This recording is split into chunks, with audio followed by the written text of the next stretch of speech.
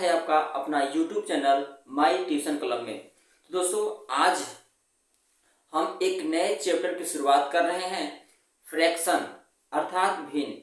अब भिन्न के बारे में हम लोग आज खासकर जानकारी लेंगे, तो वीडियो के अंत तक बने रहिएगा। और हाँ, वीडियो कैसा लगा मुझे कमेंट में जरूर बताइएगा और अपने दोस्तों में भी शेयर कीजिएगा। तो चलिए यहाँ पर देखिए, ये है फ्रैक्शन। फ्रैक्शन का मतलब होता है भिन्न। क्या होता है? भिन्न।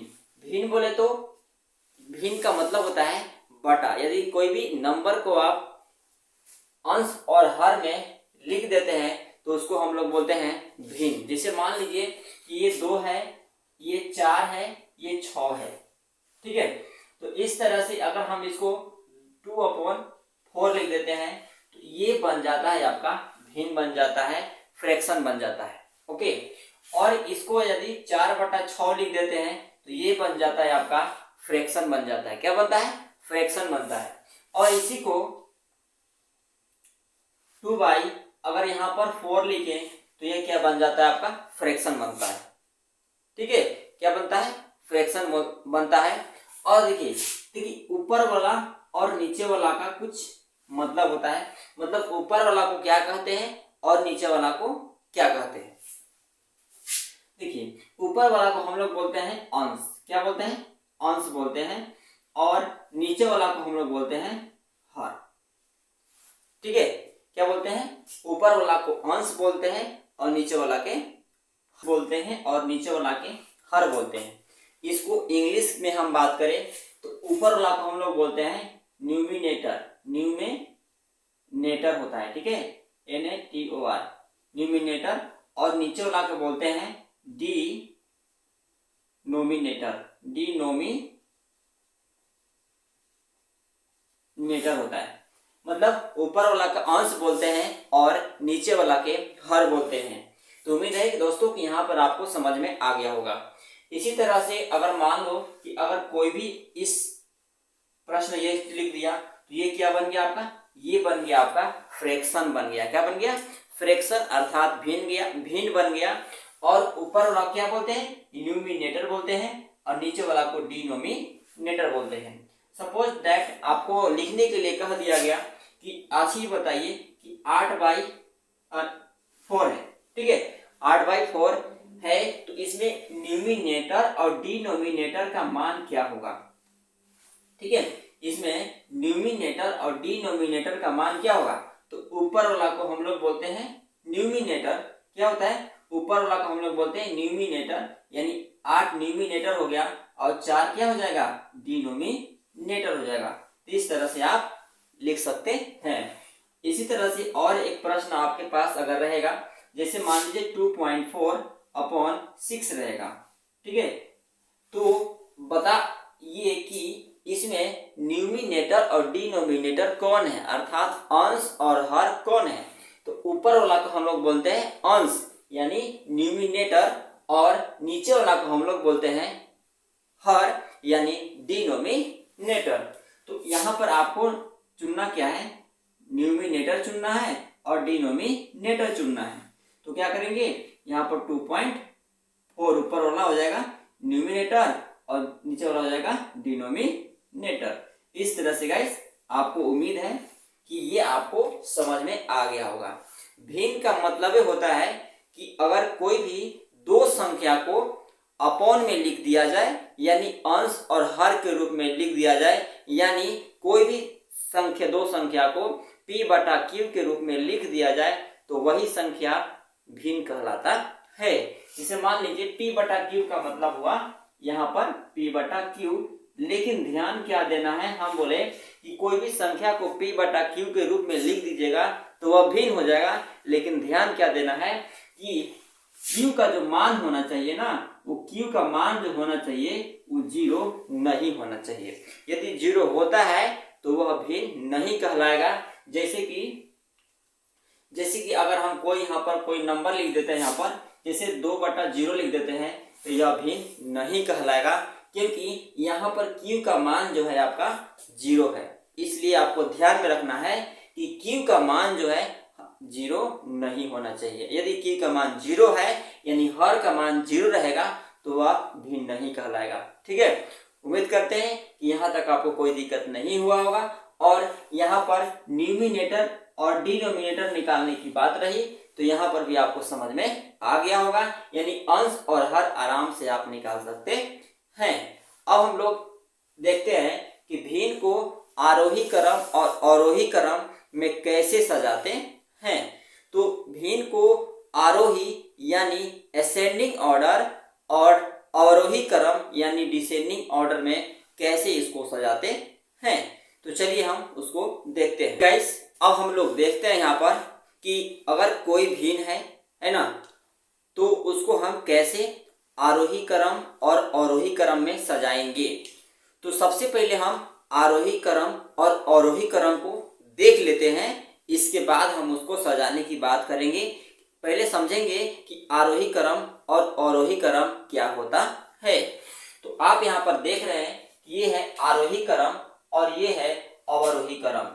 आरोही क्रम क्या होता है कि आपको ध्यान यहाँ पर देना क्या है, ये जो होता है आपका बढ़ते से घटते, मतलब इस तरह से आपको इस तरह से ऊपर जाएगा, मतलब नीचे से ऊपर यानी कम से ज्यादा की ओर जाता है, तो उसको हम लोग बोलते हैं आरोही क्रम। और अवरोही क्रम मतलब अवरोही क्रम मतलब होता क्या है कि वह जो है ऊपर से नीचे की ओर आता है, मतलब बड़ा अंक से घटते की ओर अंक आता है। जैसे कि अगर मान लीजिए कि आप यहाँ पर सीढ़ी लगाए हैं, इस तरह से सीढ़ी लगाकर ऊपर जाते हैं, यानी इस तरह से आप बढ़ते जा रहे हैं, 1 2 3 4 इस तरह से आप जा रहे हैं, तो ये आप आरोही क्रम में जा रहे हैं। क्या जा रहे हैं? आरोही क्रम में, यानी 1 के बाद 2, 2 के बाद 3, 3 के बाद 4, यानी इसको हम लोग बढ़ते हैं, बोलते क्या है, इसको हम लोग बोलते हैं बढ़ते क्रम। क्या बोलते हैं? बढ़ते क्रम। और इस बढ़ते क्रम का मतलब होता है इसमें छोटे से हम लोग बड़े की ओर जाते हैं। क्या जाते हैं? छोटे से बड़े की ओर हम जाते हैं, तो उसको हम लोग आरोही क्रम कहते हैं। यानी जब हम किसी भी संख्या को छोटे से बड़े की ओर सजाते हैं, लिखते हैं, तो उसको हम लोग आरोही क्रम बोलते हैं। जैसे मान लो कि कोई संख्या है, 2 है, 4 है, 6 है, 8 है, तो आप कहिएगा कि ये क्या आरोही क्रम में है। तो आप देखिए कि 9 के बाद 2 आ रहा है। अभी हम आपको बताए हैं कि छोटे से बड़े की ओर यानी बढ़ते क्रम, यानी बढ़ते क्रम का मतलब सबसे पहले छोटका लिखेंगे, इसके बाद बड़का लिखेंगे। तो सबसे पहले छोटका यहाँ पर आपका होता है कितना?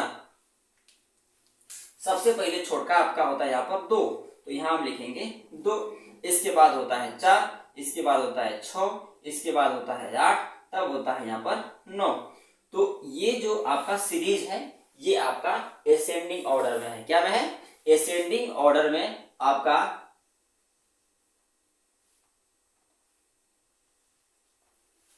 आपका ये आपका सीरीज है, इसी को हम लोग बोलते हैं आरोही क्रम। ओके गाइस, तो देखिए भाई लोग, यहाँ पर तो समझ में आ गया होगा आरोही क्रम का मतलब छोटे से बड़े की ओर, और अवरोही क्रम का मतलब होता है कि बड़े से छोटे की ओर, मतलब कि सीढ़ी से उतरना है, छत पर से नीचे उतरना है।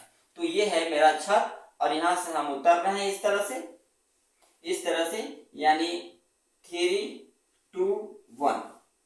ठीक है, और ये क्या है, इसमें हम छत पर चढ़ते हैं। छत पर चढ़ते हैं तो नीचे से ऊपर जाएंगे, और उतरते हैं तो ऊपर से नीचे, यानी घटते क्रम में। इसको हम लोग बोलते हैं घटते क्रम। घटते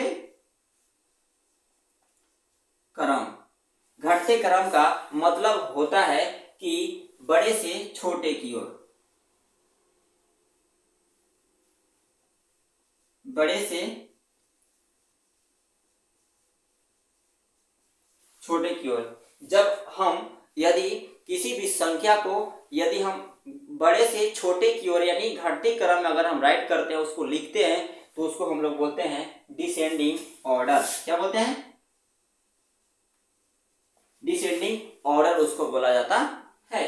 तो आपको समझ में आ गया होगा कि अवरोही और आरोही क्या होता है, आरोही और अवरोही क्रम क्या होता है।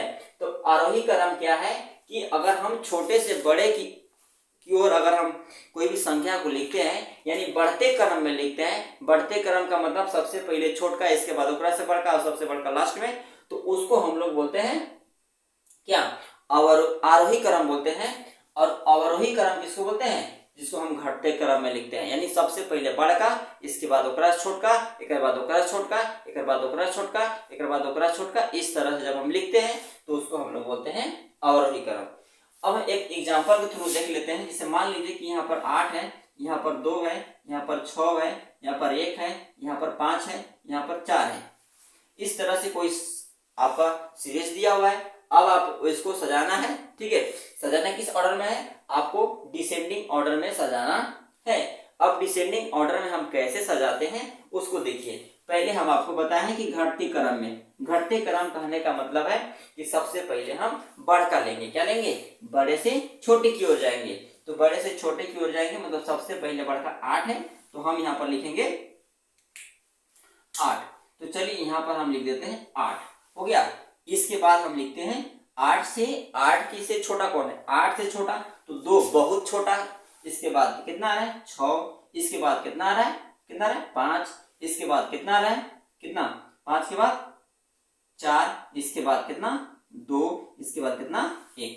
तो इस तरह से गाइस ये जो सीरीज हुआ ये आपका क्या हुआ, घटते क्रम में हुआ, यानी अवरोही क्रम में हुआ। अवरोही क्रम का मतलब होता है घटते क्रम। घटते क्रम का मतलब सबसे पहले बड़का यानी बड़े से छोटे की ओर जाते हैं। तो जब कोई भी हम नंबर को सीरीज के रूप में बड़े से छोटे के रूप में सजा देते हैं तो वह कहलाता है अवरोही क्रम। अब कोई भी हम नंबर को यदि छोटे से बड़े की ओर ले जाते हैं और उस सीरीज को बना देते हैं, सजा देते हैं, तो उसको हम लोग बोलते हैं आरोही क्रम। ओके गाइस, तो उम्मीद करते हैं कि आरोही और अवरोही आपको पूरी तरह से क्लियर हो गया होगा। इसी तरह का प्रश्न आप अगर आपके पास बुक हो तो आप उसमें से हल करके देखिएगा। ओके गाइस, उम्मीद करते हैं कि ये वीडियो आपको अच्छा लगा होगा।